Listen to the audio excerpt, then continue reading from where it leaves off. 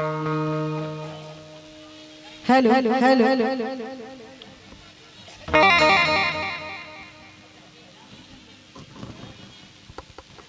Hello hello और आइए हमारे अतिथि है सभी आ चुके हैं और साथ में हमारे दुल्हे राजा भी आ ही चुके हैं। बस 5 मिनट में इस पंडाल में आएंगे। उससे पहले आइए जितने भी हमारे अतिथि हैं सभी लोग का बहुत बहुत स्वागत है और खास करके जो हमारे समधी सरकार है उनका भी बहुत बहुत स्वागत है। तो आइए 2 मिनट बाद डांस कर लीजिएगा ना, 2 मिनट बाद। पहले समधी का स्वागत तो करने दीजिए, उसके बाद आइए हमारे जितने समधी आए हैं सभी का बहुत बहुत स्वागत, अतिथिगण का बहुत बहुत स्वागत। आइए कहना है कैसे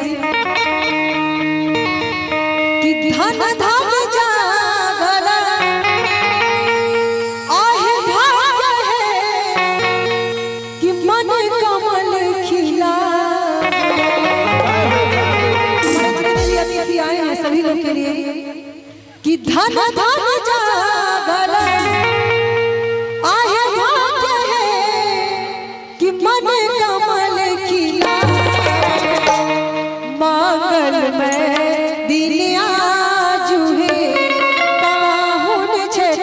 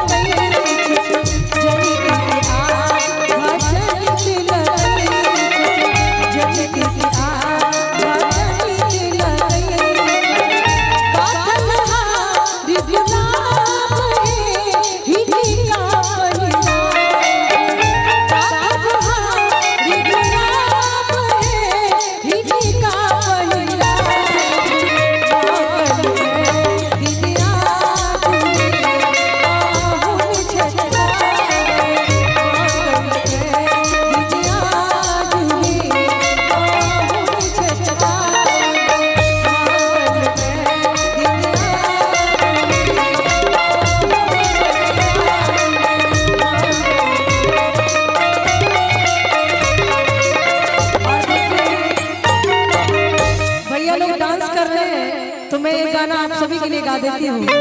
जितने भी हमारे अतिथि आए हैं सभी के लिए मैं कहना चाहूंगी कि तेरी आंखों का यूं काजल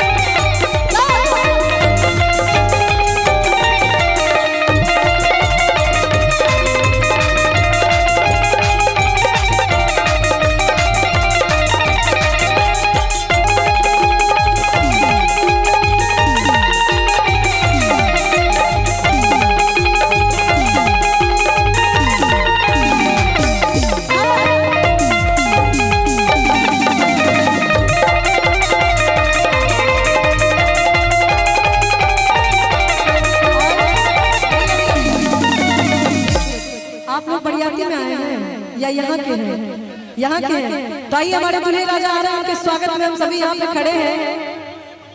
अच्छा आप जाइए ना वहाँ, जाइए जाइए जाइए। और कहना है कैसे भैया के फरमाइश से मैं 2 लाइन गा देती हूँ। उसके बाद कि गोरी फूला झड़ी मारू कि पापा के परिवार,